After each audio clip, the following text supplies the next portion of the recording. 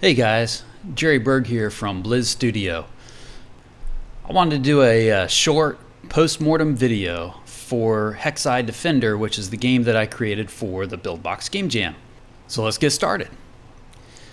So the process that I went through was after the release of the theme, I gave myself an hour to conceptualize different ideas. So I'm going to show you just like part of the process on sketches. And what I did was, I don't know if you guys can see over my shoulder, I've got a couple different whiteboards. And this is kind of where I sketched out ideas, wrote down notes, wiped stuff off, and then, started all over again. But I gave myself an hour to kind of like narrow the ideas down to just a couple, okay? So here you can see that I started writing notes, World Defender, so that's what the very first concept was, a portal jumper, so you've got black holes, some kind of a moon lander, a spacewalker, and this was kind of like one of the ideas that I kind of narrowed in on, and then just some different goals. Now this, I rewrote over this several times, even just thinking of some of the mechanics that I would use in the game. And I've got another whiteboard, and I'll show you here in a sec. So I took that hour and kind of narrowed my ideas down to two different games.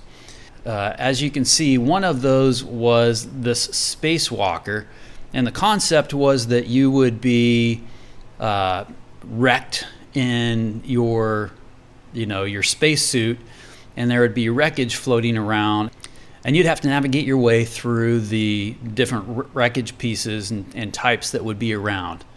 The other concept was what ended up becoming Hexside Defender, and that was where the center of the screen was going to be a world, and you're going to be a little spaceship that was kind of floating around or rotating around this center point, and there would be enemies kind of coming in.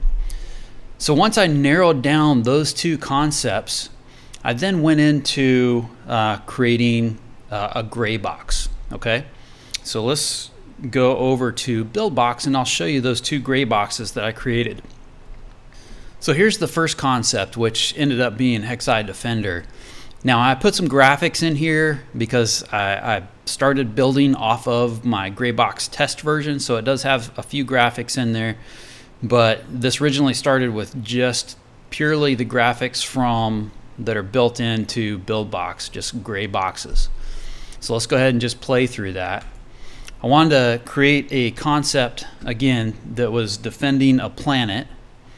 So here's the planet, and here's some shapes coming in. So I created, and then it got destroyed, and then you go to a second world, so on and so forth. So I knew that I can accomplish rotating around and having enemies like shoot in, and those are just enemy spawners. And that was the first concept. All right, so then I went and created what my second idea was, and this was the one that I thought I was really going to build out, and this was the little spaceman that was kind of floating around wreckage. And so again, my original concept was that you're running out of air, and you had to kind of float around these different objects and then maybe get into a portal that would then take you to another spot within the wreckage, or from one piece of equipment to another. And so that was kind of the original gray box concept. And the reason I moved away from this one and went with the first one was just I like a little more action, and the first gray box version just felt more fun to me. And I feel like the Game Jam, at least for me personally, I wanted to create a game that was fun. So that's why I went with that first concept. So let me go ahead and open up Hexside Defender, and this is what I ended up coming up with. So I knew I wanted to create some graphics. I use Hexels. So this is kind of some of the original artwork that I created, and I wanted to try something that I hadn't done before.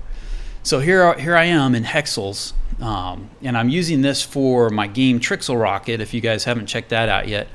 Again, this game I haven't finished yet, but I'm working on it. I use hexels just because it's, again, something different that I haven't created. And I wanted to, okay, let's try a different shape. So I wanted to use this hexagon shape and just see what I could do with it. So I created this little planet in the very beginning. And here's the ship that you're going to be using to defend the planet. And then here's an enemy ship. Here's another enemy ship. And then this was going to be the flame from the ship. And then here's 2 comets. And those 2 comets, like in the concept, I wanted to come up with an idea for you not to spam, okay? So these were going to kind of come in randomly, and like as opposed to just spamming the shooter bar, the space bar, you would potentially hit one of these that would be a negative action, okay? So a reason not to shoot. And one of those would be like you have so much speed on your defender going left and right or around or rotating. And then if you hit that, then it would either slow you way down or stop you for a period of time. And then the other one, I can't remember what I was going to go with, but I decided to change that one into a positive action. So this red one was going to end up being a shield. I created it that way, and then I ended up reversing it because kind of blue was the color of the ship and the planet, and then the red was the negative effect that I created. So, and let me just show you, go back to my whiteboard, and I kind of wanted to show you just some of the things that I did at the very, very beginning. So once I had decided on the concept, I got the gray box versions done, I went ahead and created just a checklist, right? Create a checklist of different things I wanted to accomplish. So I wanted to accomplish movement, a timer bar, what would that potentially look like? Would there be lives, enemies with different damage levels, a boss version, that kind of stuff. And then I also wanted to come up with different things that were UI screens, so a title screen, main menu, game UI, game over, some of the different buttons that potentially would be there, a power up, so invincibility, so giving me a shield. The negative power up would be a slow player, and then a third power up, which I didn't implement, which was a laser beam, so that would just like fry everything. And then one of the other things I wanted to do was give the ability to give feedback to the user. Now the original intent was after X number of enemies killed, then you would get some feedback that would pop down the screen. And you guys can see this in the full-blown version of Hexi. And you would get some feedback that would just kind of like pop down the screen that would be awesome or keep going, and make you feel good about destroying all these enemies and protecting your planet. And then later on in the game, I just started creating other things that I wanted to add on. So this comes into the polish part of the game. So I wanted to create a reticle. It was unclear as to which direction you were firing or where your bullet would go when you're rotating. So I added a reticle for that. Gameplay wise, after I played it,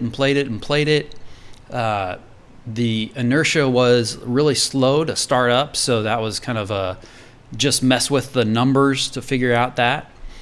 I wanted to be able to have it so that as you play, you can use the keyboard on the computer to start, as opposed to having to click on a button. You could just press the enter button to start or the space to start. So for the main menu, I wanted to be able to X out to go to the main menu. And that's kind of like the process that I went through.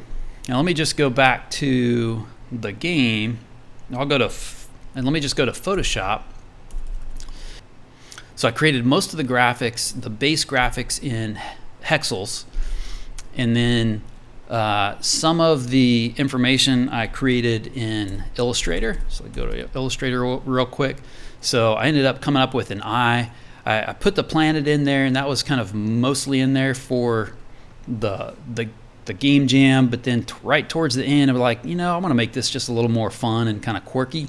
So that's why I ended up, the planet became an eyeball, and then it, the title changed to Hexeye.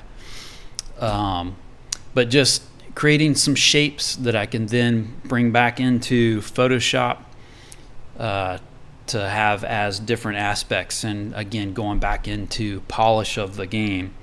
So let's go into Photoshop real quick. Again, all of these core graphics were mainly created in Hexels. So all of the text that's here I created in Hexels, except for this pixel text, which I created in Photoshop using a pixel font. And then again, thinking of UI, and as opposed to going through a tutorial level, I just threw some of the information right there on the screen, because it's a game jam and you need to be quick and dirty. So it's right there. And then again, here's the game look stuff. I might have tweaked the colors a little bit in Photoshop, and then just some of the UI bits that I then ended up putting into the game. So great and awesome, those kinds of things. Cool thing about Photoshop, just a little tip.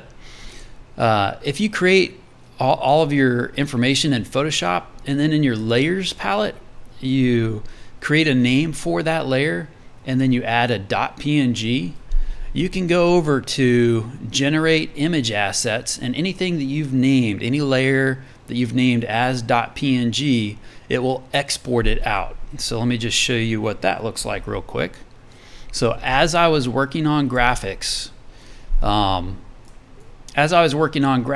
and you can see, like, here's gamelook.psd, and then it would generate a folder with all of the layers exported out for me. So anytime I updated one of these, it would continually just re-output it. So you can see kind of like what some of that information is. So that's kind of a cool little feature of Photoshop. And again, let's just go to the game real quick, just so we can play that and see that. I'm not going to get into like the pure mechanics and how all of this was created. You can see that I created a little start menu with my logo. The menu, and of course had to animate all of the menu stuff coming in. Scores to give feedback for the user. So let's go to the game over UI. Again, I wanted to give some feedback, and of course I've got a little tear because it's sad because the game is over, and then an awe. So I want to add that in there just to kind of make it a little funny. And then again, just like, hey, let me flash the restart button so that, hey, I want to play this again. And I did add a pause menu. There's really not much there. It was just a duplicate of the game over UI. And then in the game, I know that I didn't want to create a bunch of levels. I wanted to focus on one level and then just really look at it and continually add polish. So I created a background. I've got different things that are animated. I've got some particle effects. Here's my eyeball that's in the center with my little dude that's around it, and I've created paths that are for the enemies coming in. The smaller enemies come in straight. The bigger enemies come in at a curve. And then these are just enemies that have spawners on them to continually spawn. And then I've got other graphics.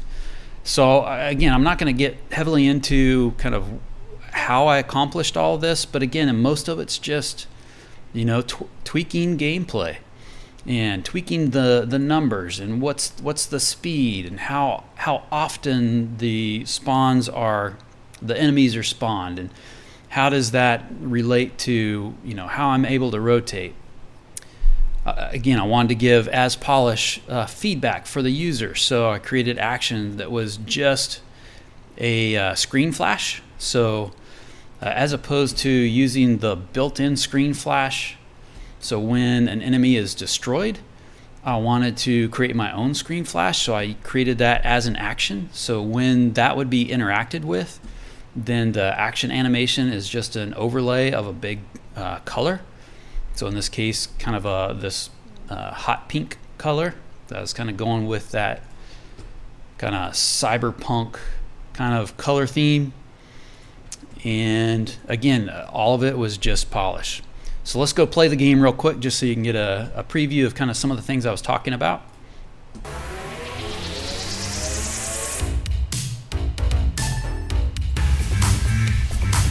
All right, here we go. So I hit that shield, and that killed a couple enemies that were close by me.